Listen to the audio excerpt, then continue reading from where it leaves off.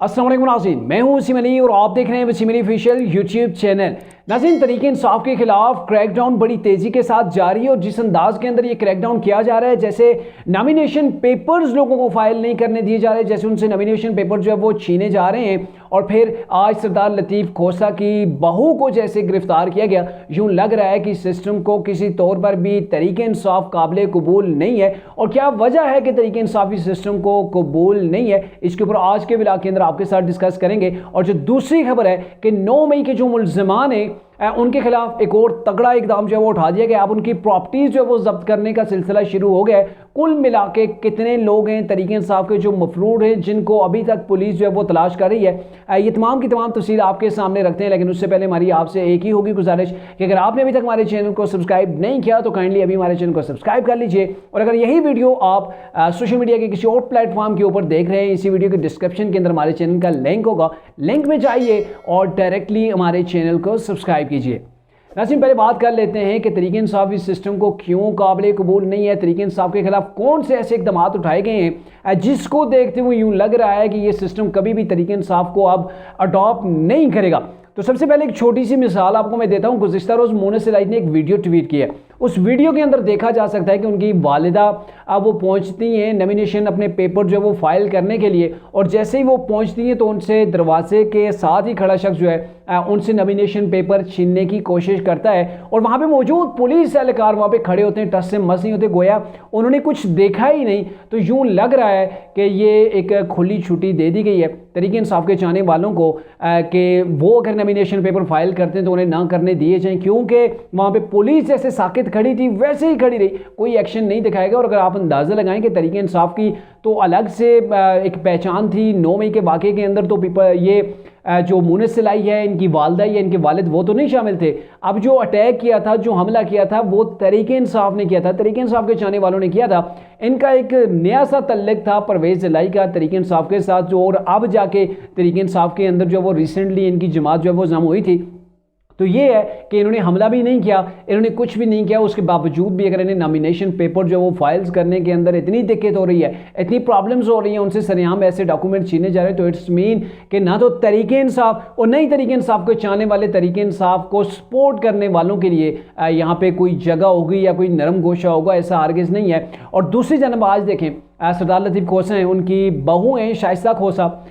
उनको भी रास्ते से ही उठा लिया गया है, पुलिस की जानब से गिरफ्तार कर लिया है। और उनको गिरफ्तार किया गया ऐसे आलम के अंदर कि जब वो भी अपने नॉमिनेशन पेपर जो वो फाइल करने जा रही थी। तो ये कुछ अगर हो रहा है, जैसे क्रैकडाउन हो रहा है दीगर जगहों के ऊपर भी हो रहा है, तो इट्स मीन कि तरीके इंसाफ ने जो गलती की थी 9 मई का जो वाक़या इन्होंने किया था, पाकिस्तान की स्टेट के खिलाफ किया था, इन्होंने रियासत पाकिस्तान को चैलेंज किया था और जो पाकिस्तान की सबसे बड़ी इकाई है उसको टारगेट किया था, पाक फौज के ऊपर इन्होंने हमला किया था। और मैं नहीं समझता कि कोई भी इदारे किसी इदारे के ऊपर आप ऐसे उठा के हमला कर देंगे तो वो आपको भूल जाएगा, या फिर आपको ऐसे शख्स को दोबारा से सियासत के अंदर या सियासत से फिर दोबारा से गवर्नमेंट के अंदर लाया जाए कि जो अपने ही इदारों के खिलाफ ऐसे चलना और ऐसे हमले करे जैसे दुश्मन भी ना कर सके। तो ऐसे आलम के अंदर मेरे ख्याल में तरीके इंसाफ की जगह इस सिस्टम के अंदर नहीं बनती है। और ये बड़ा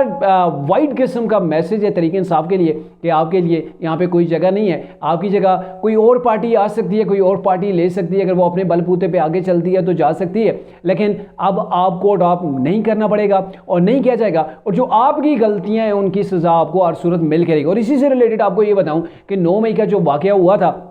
उसके अंदर बहुत से तरीके इंसाफ के लोगों को फेंटे लगे हैं, कोई अभी तक जेल के अंदर है, कहीं के ऊपर रंदा फेरा गया है। मतलब ये कि तरीके इंसाफ वालों को टफ जो वो टाइम मिला है, उनको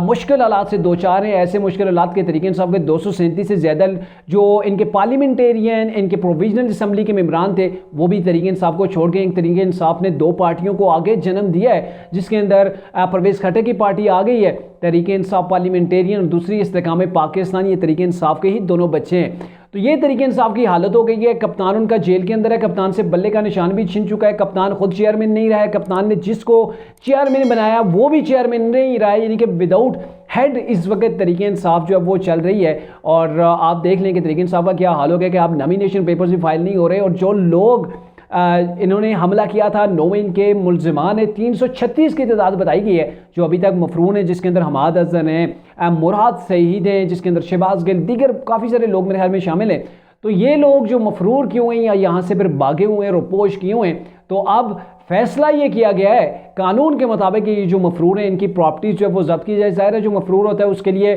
फिर इश्तिहारात लगते हैं, जब फिर भी वो जब पेश नहीं होता, छुपा रहता है, वो स्टेट को चैलेंज करता है, तो फिर उसकी प्रॉपर्टी वगैरह जो है वो कानून के मुताबिक जब्त कर ली जाती है। और ये 336 के करीब तहरीक इंसाफ के लोग हैं कि जिनको जो है वो अब रोपोश हैं और वो अदालत का सामना नहीं कर रहे, कानून का सामना नहीं कर रहे, अपने आप को पेश नहीं कर रहे, जिसकी वजह से उनकी जो जायदादें अब वो जब्त की जाएंगी। और अभी तहरीक इंसाफ चूंकि इलेक्शन के अंदर जा रही है, तहरीक इंसाफ का कोई हाल नहीं है, पुरसाने हाल नहीं है। एक तरफ कायद उनका गिरफ्तार है, बल्ले का निशान छिन चुका है, पार्टी टूट चुकी है, और जो ग्राउंड के ऊपर कुछ लोग बचे हुए हैं वो रोपोश हैं। इलेक्शन हो रहा है, नॉमिनेशन पेपर जो वो आज उसकी लास्ट डेट थी, उसके बावजूद तहरीक इंसाफ के लोग सामने नहीं आ रहे। क्यों नहीं आ रहे? उन्हें पता है अगर वो सामने आएंगे 9 मई के जो किरदार हैं किसी सूरत उन्हें बख्शा नहीं जाएगा, उनको ऐसे ट्रीट किया जाएगा जैसे आइन के अंदर दर्ज है कि जो पाकिस्तान के दुश्मन में पाकिस्तान की इकाई के ऊपर हमला करता है तो फिर उसको